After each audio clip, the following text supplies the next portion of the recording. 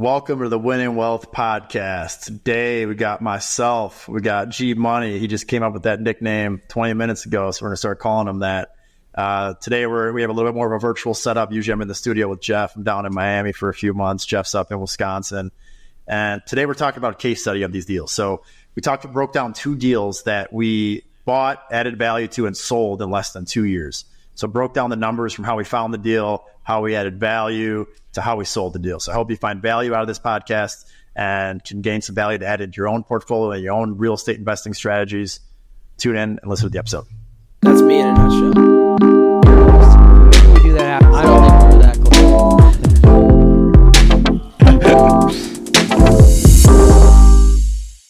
All right. Today, we're going to get into the weeds on some deals and do a case study of two deals that we've bought, added value to, and sold for a great profit. So the goal with this episode is to really give you a view of how we look at acquisitions, how we add value to these properties, and how we sell them. And also some learning lessons. These are deals that are a few years old, so we've definitely learned some stuff along the way through these deals. So we're going to get right into it and start with... What I would say too, before that though, what I would say too is these are deals that, you know, for somebody, I mean, they're a little bit smaller than what we would look at right now, but these are deals that somebody could easily, you know, look for in their market. And there's opportunities like this out there. You know, obviously it's a little bit different of an interest rate climate than it was when we bought these, but these are deals that somebody could put together today and really get started. And I think in some smaller deals, sometimes you have the opportunity to really find diamonds in the rough. So these are two great examples of kind of home run deals that we've done. And Brock, why don't you kick it off with the Cudahy deal first? And I agree. I think we chose these two deals because they're very feasible for people to understand that are just getting started, right? The dollar sizes, the numbers that we're talking here are very feasible, and we're not talking big $1 million here. These are very feasible deals. Before we get it started too, just want to give a shout out to Kratos Performance, keeping us dialed, Jess and I, to give you guys the info here. That's our first sponsor. First sponsor on the pod. Hit them up. These are great. I take them probably too often. They get me in the zone, get some shit done. But it's not like an Adderall, right? It's not like you don't have a crash, right? But you still feel dialed and energetic. It's Kratom's great stuff. Absolutely. Okay, so deal number one. It's a 9-unit apartment building in Cudahy, Wisconsin. Older property, is built in the 1930s. We bought it in November 2020, sold it a year and a half later, so we'll go through that whole timeline. It's a great location, near schools, good working class tenant base. And really the value add plan with this was to remodel the units and increase rents by $1,625 a month is what we had in our pro forma of the business plan. So very kind of just middle of the fairway value add multifamily deal. And we'll go into how we found this deal. So I actually found this deal off market through Bigger Pockets. So it goes to show like you can find deals anywhere. This was a deal that I was randomly just messaging someone on Bigger Pockets, and Bigger Pockets is essentially like a Facebook for real estate. It's got like forums, and it's a great tool. If you're not on there, I highly suggest you're in real estate, go and check it out. It's where Brock and I met. It's where we met. I mean, I've literally made millions of dollars from that platform. Then Brock asked me on an ice cream date. That's not how it went. And that's what happened. But all right, that's a story for a different time. Anyways, so I'm DMing this guy. We're just shooting the shit about whatever real estate thing, and it comes up that, hey, I got this 9-unit property we would sell. And I said, hey, send me the information. And that led to us doing this deal. So his original asking price, $615,000. After going back and forth a few times, we landed at buying it for $545,000. We syndicated this deal, right? So it's a smaller syndication deal. We raised $190,000. So, you know, a lot of times we say, I think the threshold for syndication might be $1 million where it really makes sense. Where we're at, we'll talk about this a little later, but where we're at with our business now, I don't think we would syndicate this again. But this is when we were building. This is one of our earlier deals. We're building our track record. I'm glad we did it, added some value, made some money, made some money for our investors. Anyway, so that deal, that's when rates were low. Back in the good old days, we had an interest rate around 4%. We underwrote bringing in $26,000 for renovations. And there's a learning lesson there, so stay tuned on what we did wrong there. You know, we went through due diligence. Everything was clean, got the debt, closed the deal. It was a pretty straightforward process from getting it in contract to close. So we closed on this deal and go right into adding value. So really our plan was, as these leases were expiring, we would increase the rents, right? So what we do with that is when the lease expires, we'd offer, hey, if you want to stay in the unit, here's your new rent. It might go up $50. And if they say no and they leave, we remodel the unit, go out to market and raise it by $100, right? High level, that's the business plan here we were looking at. So as these tenants started to move out, we renovated the units, really light renovations, LVP flooring, new baseboards, new paint, kind of just very straightforward renovation plan. In year one, we renovated 4 units, increased the income by $452 per month, spent $22,565 of the $26,000 rehab budget. So you can kind of see where that's going to go with this. But that's where we're at in year one. And then in the beginning of 2022, the following year, we renovated 1 more unit, increased rent by $212 per month on that unit. So that's what we did there to add some value. A total of $934 per month increase in income over a little bit over a year period. So added value relatively quickly for that size of property, right? It's not a big number, but in correlation to that.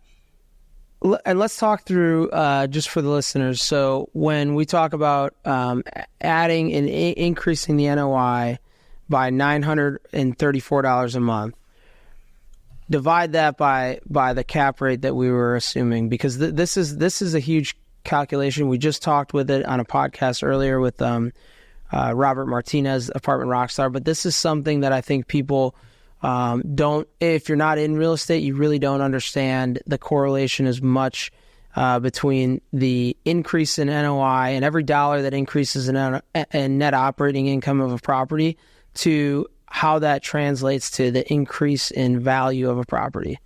Yeah, for sure. So it's a good point. So $934 a month, right? You multiply that times 12, that gets you an extra, so $11,000 and $208, right, is how much additional income we brought in through those increase in rents. What you do there is you're going to divide it by, let's use at this time in the market, like a 7.5 cap. That added $150,000 in value to the property, right? So just simply flipping over those leases, increasing rents by $50, $100, that's what this game is, right? And it's pretty easy to understand, right? Of course, there's a lot more that goes into that with operations, but that's how you add value in the apartment game, is you flip through these leases, renew them, increase rents, rehab them, and you add value like that. So just real quick, just again, to dumb it down to kind of layman's terms, we knew that we had the ability to increase the net operating incomes by rehabbing the property and rehabbing the units. The increased rent was $934 a month. Times that by 12, and then divide that by 0.075, which we thought would be the exit cap rate, 7.5% cap rate. So, $11,000 or whatever that is, $11,200 and some change, divided by 0.075 comes out to a $150,000 increase in value of the property. Exactly. That's the formula. Boom. Yep. So going back to the renovations. So after those 5 renovations, we were sitting at having spent around $31,000 in renovations there. So like I said, we originally brought in $26,000 for renovations. So we were over budget on our renovations. So we were happened. We're in a negative. That's happened before. This is some mistakes we made. If you go back and listen to our 28 West podcast, our best, most listened to podcast, made that mistake there too, right? We made it a few times, honestly, before we've really learned like how this works and how you need to be conservative and bring in more cash. Anyways, so we're in a negative there, right? With cash in the bank account. So instead of what a lot of syndicators would do here is they'd go out to their investor base and do what's called a capital call. And they would say, hey, everyone pony up, right? You own 10% of this. That means you need to put X dollars in. Instead of doing that, right, we covered it ourselves. So Jeff, Adam, and I at Smart Asset Capital wrote the check, covered it because we knew we added value, right? It wasn't like we were in a tough position. We covered the loss because, hey, we already had $150,000 of this property. The value is there. We just need to cover it in the short term. So that's what we did. So we're, about a year and a half into this property and kind of started thinking, hey, we added some value to this thing. Potentially we could sell it, right? And kind of just randomly, I think it was one of the people that was attending one of our networking events I was talking to in the room, and they said, hey, we're looking for a deal like this size. And, at the end of the day, everyth's for sale, right? Real estate's always for sale and at the right price. So we said, hey, we have this 9, maybe we'd sell it. We weren't thinking about selling it, but if you want to buy it, right? So we could run some numbers, right? Crunch some numbers. Okay, if we can achieve this price, it makes sense to sell it. Went, toured that and said, okay, here's the price. They said, great, let's walk through it. toured the buyer through it, did some negotiation, ultimately landed at a price of $750,000 that we'd sell to. Again, we bought it for $545,000. So over $200,000 in value in just over a year. So the buyer goes through, does their inspection. They're very thorough. Found a couple things that they wanted fixed. Ultimately, they asked for a credit. We went back and forth, negotiated. This happens often in real estate deals. Ended up giving them another $15,000 credit. So we were at $735K on the purchase price. So still around $200K more than we bought it at. Deal closes, right? And I mean, that's really the case study of this deal. I mean, really simple. I think it's pretty easy to understand. I'll give you a little bit more insight too on like specific numbers of what we achieved. So like I said, bought it at $545K, brought around $190,000 in cash to the deal, held it for 1.6 years. Ultimately, we made $273,000, including the cash flow and the upside of the deal. The returns to investors was a 1.5x. So the investor that put $50K in got back $75K a little over a year later. So that was a 27% internal rate of return for the nerds out there that like those calculations, which was 10% higher than what we originally calculated. So home run deal, I think, if you look at it from a return perspective. The key is having the knowledge, right? So as you're getting started and you're learning, you're studying, you're reading everything you can on real estate investing and books, and you're listening to podcasts, perhaps like this one, or you're listening to Bigger Pockets. You're acquiring that knowledge and building your business plan to be able to go out and do this type of stuff. And so, this was a smaller deal, but it just shows that we got a little bit lucky with just the way the market was at that time. But aside from, luck, we did what's called forced appreciation. We forced the value into this property by understanding the ability to increase rents by remodeling these units. And so it's all about the net operating income in this game, right? If you can increase the net operating income and you can back into what you think the cap rate's going to be, you can create a lot of instant equity in a short amount of time. And that's how you really get going on some of these things. Once you get out of flipping and wholesaling, and you want to buy bigger properties, and you want to rehab them, all the properties that we're buying, we buy with I don't want to say all of them, but with a lot of them, we're buying under the impression that we might hold this thing forever. We want to be able to have that ability. We like the deal, but when you go add this amount of value and you think about it, it's about recycling that capital through the system, right? And so if we can add that value and then get an offer for something, $270,000 that we're going to make in less than a year and a half, you can pull that money out and recycle it back into the system. And that's the key there. Once you can learn how to do it, it's very simple. I mean, it's not easy, but it's simple to understand. So I wanted to make that point for the listeners. I like it. We got another case study. So let's talk about some lessons learned and key takeaways from this deal. So the number one being, we already talked about, was raise more capital on the front end. Have a bigger buffer for surprises, right? Like I said, we went a little bit in the hole on how much cash we brought in and what the rehab was. You always want to assume rehabs or renovations are going to go a little bit over budget, right? So if you think it's going to cost $10,000 to rehab that unit, maybe you assume 11 or 12, right? Because there's always going to be a couple things that are wrong, or prices go up, right? Cost of materials go up, labor goes up. So you just want to have a little bit more of a buffer, not have, okay, we think it's going to cost this, and that's the exact dollar we're going to raise, right? Have a buffer. And that's something we learned, made that mistake a few times, and now we certainly make sure we have buffers on our deals.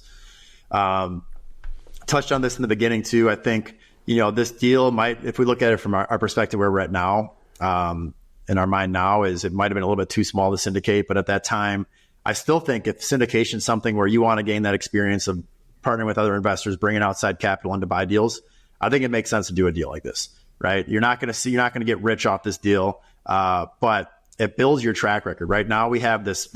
We exited this property, provided a great return. We can use this as a case study in our marketing, right? Like, hey, we did it, added value, got this return for investors. Doesn't matter if it was a $500K deal or a $5 million deal, right? The return we generated is the return we generated. And then lastly, I would say I guess that's the main point, right? Is like overall the LPs received a solid return, and I'm glad we did this deal and proved it out. And you can syndicate anything, right? Like you could do it however you wanted. You could set up, some sort of joint venture. We did a little bit more of a sophisticated model within the private equity world with syndication for this deal, but you could do that how you could set up this deal however way you wanted. The main point here is that if you understand how to add value to a property and then recycle capital through, you can get a great return for both you and your investor partners. Definitely. And I think on that deal too, and same with this next one we're going to talk about, we took a smaller fee on that, compared to the fees we take now. Because again, we were building our track record, so we took a smaller fee, right? And that's why I said we didn't get rich off this deal. We made money, of course, but it was more of a track record builder thing, and that goes right into this next one we did. So this next deal. Similar timeline. We bought it shortly before this other one. And this deal was an 8,400 square foot flex industrial in Butler, Wisconsin, those that are local in the area, that we bought in September 2020 and sold less than 2 years later. It was a 4-unit property with 4 tenants, so 4 sections of the property, each 1,200 square feet or so. And each unit had warehouse space, office space, its own bathroom, an overhead door. I mean, really a great layout of a property. This sort of, we'll talk more about this, but this sort of property, these flex industrial kind of contractor garages, some call them, just has so much demand. I love this space, and we're continuing to look for more assets like this on a larger scale. And this attracted service-based tenants, right? So you got a car mechanic in there, a landscaper, a storage, car parts guy. Those are the sort of tenants you're going to attract with this space, right? And there's always going to be demand for that. You're always going to need someone to fix your car. There's always going to be a landscaper, and they're going to continue to need space. So I love this sort of property. Highly suggest people that are in this market looking for this sort of stuff to really dig into this sort of investment. The leases, they had about 2 to 3 years left on each of these leases, so they weren't super long-term leases. We bought at a great cap rate, a strong cash flow. Pretty straightforward deal. Honestly, there wasn't a huge value add component. We just bought it at a good price. The cash flow was good. There was a few small things we were going to do to add value, which include renewing the leases, increasing rents. If someone moved out, bring them from X dollars a foot to this, right? It's a pretty straightforward business plan with what we were doing with this one. So how do we find this deal? So we actually had, I think I somewhat told the story on our interview with Nick Keys, industrial broker. So how we found this deal was actually, I was a guest on a podcast, and that podcast aired. And then several months later, this is when I was working my W-2 job, I got this missed phone call from someone saying, "Hey, I heard you on a podcast. I'm a broker." So I call him back on my lunch break. I remember I'm standing outside. It's a nice day, calling him back. And he's like, "Yeah, I heard you on the podcast. I'm an industrial broker. You said on the podcast you wanted to do some industrial deals." At the time, we hadn't done any industrial, but it was like, "Hey, we like that space. We're like, let's explore and see if there's some deals we can do there." So he says, "I actually just got this deal, 8,300 square foot warehouse in Butler. It might make sense for you guys. Let me send you over some numbers, and let's find a time to go tour it." So great. Looked at the numbers. The next week, I drive out there, went and walked the property with him, submitted an offer, did a couple counters, and we get an accepted offer. So it was really from he made that phone call 2 weeks later, we got this deal in contract. That's how quick this can happen, right? And that's really just shows the power of marketing, right? I mean, putting that out there has led to, we've done, $10 million plus in deals now with that broker, all from that phone call and that relationship being on that podcast. So again, we syndicated this deal. It was actually with just one group of investors. So it was a pretty easy process of raising the capital. We raised about $185,000. And so it's about a $550,000 deal.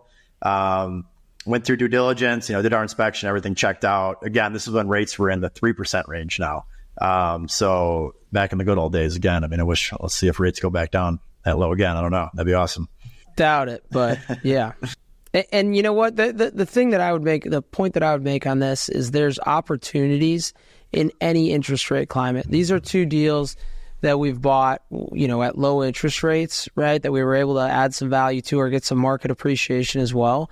But you can find deals in any interest rate climate. We're looking for deals right now. I think we've looked at eight or so deals in the last couple weeks, right? So given where things are at now, you've just got to adjust your strategy and your business plan according to what the market gives you, right? It's like, if you're playing baseball, you got to adjust yourself to the pitch, right? And you can still hit home runs in any market.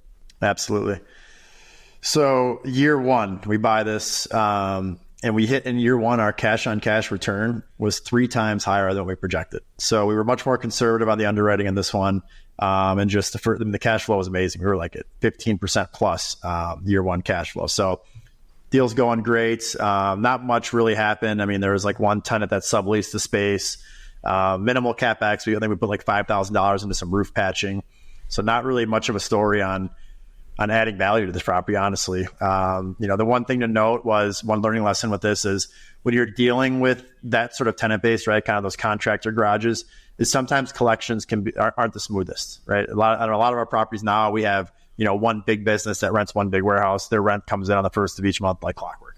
These sort of properties, sometimes you got to do some calling, collections. Maybe they're going to pay a month late, right? Because they're waiting on this check from this person that paid late, and you'll get all the stories, right? But that was one learning lesson, is just kind of, you have to be on top of rent collections. It's not clockwork with these sort of properties generally.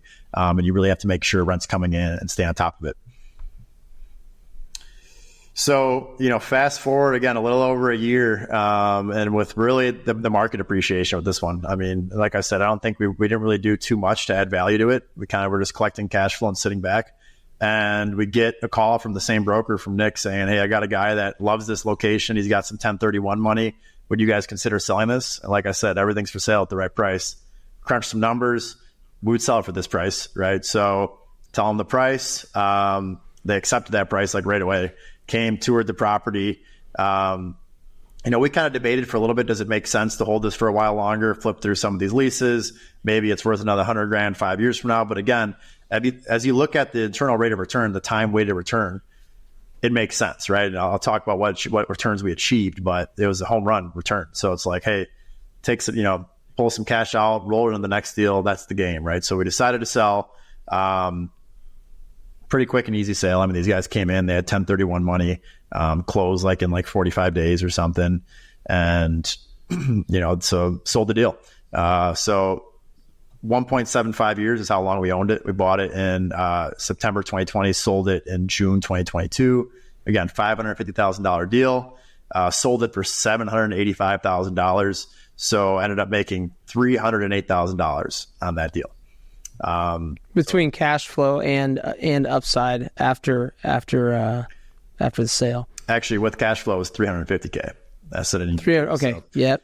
So overall, great return. So we hit around a 1.9x on that one. So if you put it in $100K, you made $190K back in less than 2 years. 39% internal rate of return. That was over 21% higher than what we originally projected. So again, I mean, we underwrote this one very conservatively. As I look back now, as we prepped for this podcast, I was looking back at my old spreadsheets, and just the underwriting was much better on this one compared to some of our previous deals. So yeah, I mean, again, I think this one was a home run deal. Wasn't really much that we did like that was crazy to add value. Kind of just rode some market appreciation and bought at the right price and sold at a good time.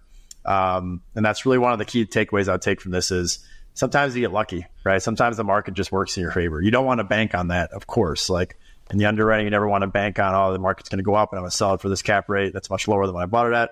But sometimes you just get lucky, right? And you get that market appreciation and you buy something at the right time and you sell it at the right time. And I think timing was just great on that one. And we would have been fine to be able to hold this thing even longer, right? So like I've said before, we buy these things, factoring in a long-term hold and potentially refinance down the road. But the fact is, if luck comes your way and somebody decides to offer you money because it's going to be a win-win for them as well because they have 1031 money that they want to avoid paying taxes on, we're in the game. We're happy to sell it at the right price. And so, but we were also happy to hold it. But it worked out very much in our favor. It allowed the investor to avoid paying taxes via the 1031 exchange. And it was just a win-win solution for everybody around. Even Nick, getting 2 commissions on it in less than 2 years. Good deal for everyone. And also, I'd like to say, like, so this was, like I said at the beginning, this was our first industrial deal we did. So this was kind of our introduction. And, what we're doing now, right, we're all industrial. We're launching our industrial fund, and we're all in on that asset class. So it's another benefit of this that I kind of was, again, prepping for this podcast, was thinking about, like, doing this deal kind of introduced us to that asset class. And without having done this deal, like, maybe we wouldn't be in this niche now. So that was really cool to think about. This was our best overall return on a deal we've sold so far. We have some other ones that were future case study episodes that will actually probably beat this one, but so far it's our best overall return to investors with that 39% internal rate of return. And I think also just really hammering that, I've said it a few times now, but I love this sort of property, like these contractor garage sort of spaces. There's always gonna be demand for them. I think if you're in a market or you see an opportunity like this, I mean, it's a great asset class, and I highly recommend learning more about it. Yeah, my takeaways, we've already talked about it, but it's essentially put yourself in a position to get lucky, right? First, you got to get educated, and then secondly, you got to have your eyes wide open for opportunities. You got to put yourself out there. Brock was on a podcast, got a call from Nick, the broker. We did the deal. We underwrote it very conservatively. It was operating really well. Someone came along with 1031 money that they wanted to avoid paying taxes on. And boom, bada boom, bada bing. You got to put yourself out there and allow yourself an opportunity to get lucky. If you're not in the game, and there's a lot of people that are, on the sidelines, given today's environment, or just even back in the day, never wanted to jump in and try to, put themselves out there and take a little bit of a risk. But if you're educated and you put yourself out there, you get in the game, you allow the opportunity for happenstance and luck to come your way. And look at, we just got a home run deal for our investors and knocked one out of the park and made some money. So I think it's that's the key takeaway for me. Get educated, know what you're looking for, and put yourself out there to be able to have luck come your way. I like that. I mean, these are a great example of two unconventional approaches to how to find an off-market deal, right? The first one, bigger pockets, just messaging people, right? You might not think that's a lot of people just think you go on the MLS and that's where you're going to find your deal. We found an off-market deal through just DMs on bigger pockets. Second, I was a guest on a podcast. Someone cold called me and it led to doing another deal, right? So make sure you're not just banking on one source of deal flow. You need to be doing everything you can. Finding good deals is tough. Got to look at a lot of deals. And what it takes to look at a lot of deals, you need a lot of deals coming into your inbox. So do everything you can to increase that deal flow coming into your inbox. Completely agree. All right, so that's a wrap on our case study episode. We just went through two deals that were actually home runs. The greatest part about these deals are they're small enough that somebody listening that doesn't have that much experience in real estate could pick up and learn from and go do these same types of deals right away. The key is getting educated and putting yourself out there, doing the work to add value, and then basically allowing the opportunity for luck to come your way. If you found any value out of this, as I always say, smash the like button, the subscribe button, the whatever button, share it with your friends, your family. We appreciate all the support. And if you enjoy this case study format, we've got a lot more deals to go through. Please let us know in the comments below, and we will share more of our case studies to help everyone else on their journey. Thank you so much, and tune in next time.